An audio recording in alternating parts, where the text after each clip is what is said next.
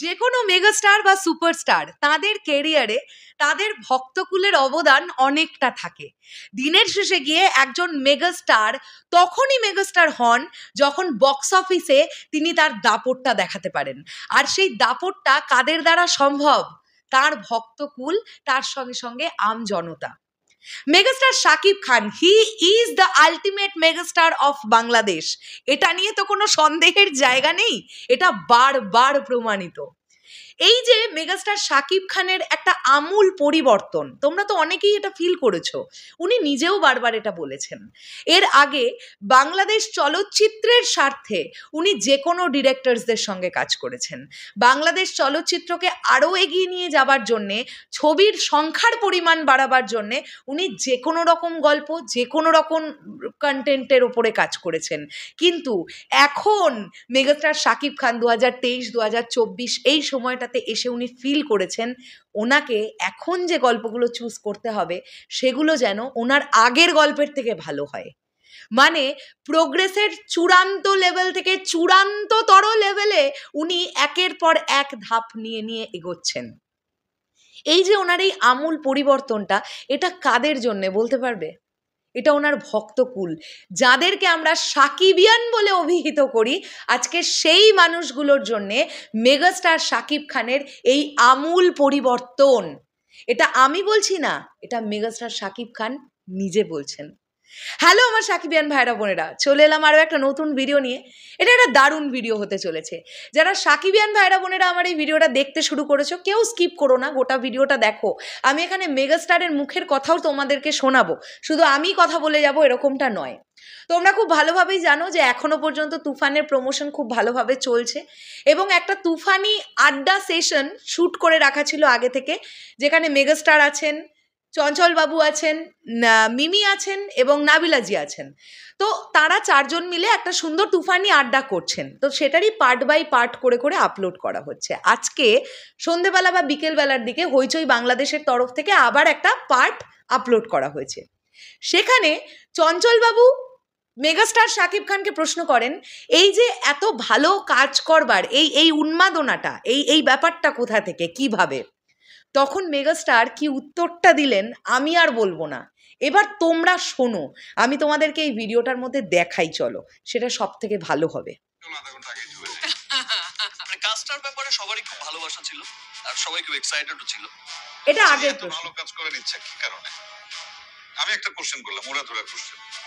আমি আসলে, আপনি যদি আমার গ্রাফ দেখেন, ক্যারিয়ার গ্রাফ, আমি যখন ইউএস থেকে দেশে ফিরি, হ্যাঁ, তখন আমি আসলে জানতাম না যে মানুষ আমাকে এত ভালোবাসে। ইয়েস ফাইন, মানুষ আমাকে ভালোবাসে, দ্যাটস ওয়াই আমার সিনেমা দেখতে যায়। বাট আমি যখন এয়ারপোর্টে নামলাম তখন দেখি যে আমার মিডিয়া কর্মী থেকে শুরু করে আমার রাস্তায় রাস্তায় সবাই আমার ব্যানার ফ্যানার নিয়ে এক একজন দেশের বিভিন্ন প্রান্ত থেকে এসেছে।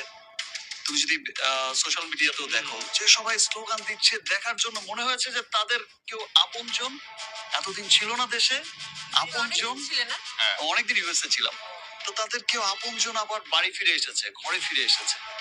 আমি সেই দিন যে ভালোবাসাটা দেখেছি, আমার কাছে তখন মনে হয়েছে যে না, আমি লাইফে যতদিন কাজ করব আমি এই মানুষগুলোর জন্যই কাজ করব।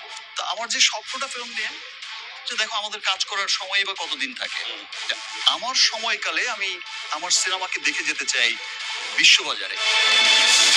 ফ্যান্টাস্টিক একটা উত্তর। এই কথাটাই আমি তোমাদেরকে বলছিলাম যে সেই মানুষগুলোর জন্য আজকে মেগাস্টার শাকিব খান এটা ফিল করেছেন আরও নতুনভাবে যে এই মানুষগুলোর জন্য আমায় কাজ করতে হবে।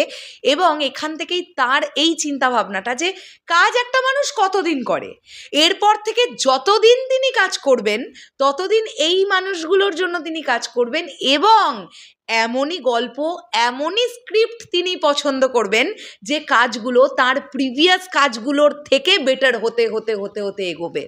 মানে একটা একটা করে চূড়ান্ত সাকসেসের ধাপ মেগাস্টার শাকিব খান একটা একটা করে উঠছেন। তো আমি এই ভিডিওটাতে সেই সকল মানুষদের ক্রেডিট দিতে চাই, ধন্যবাদ জ্ঞাপন করতে চাই যারা সেই দিন এয়ারপোর্ট চত্বরে উপস্থিত ছিলেন।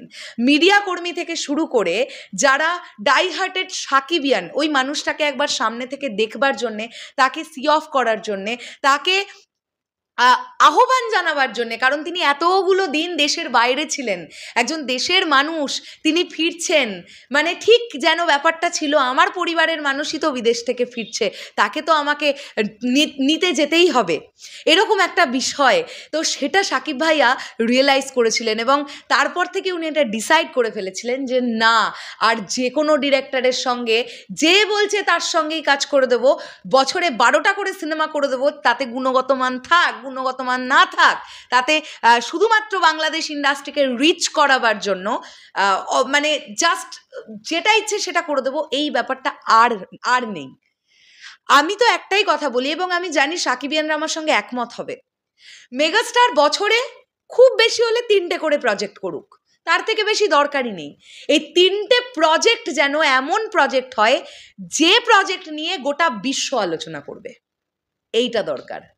দিনের শেষে গিয়ে আমাদের বাংলা সিনেমা রিচ করছে, আমি বারবারই এটা বলি যে আমাদের মাতৃভাষা কিন্তু বাংলা, আমরা কিন্তু দিনের শেষে গিয়ে এটা বলবো বাংলার মেগাস্টার শাকিব খান।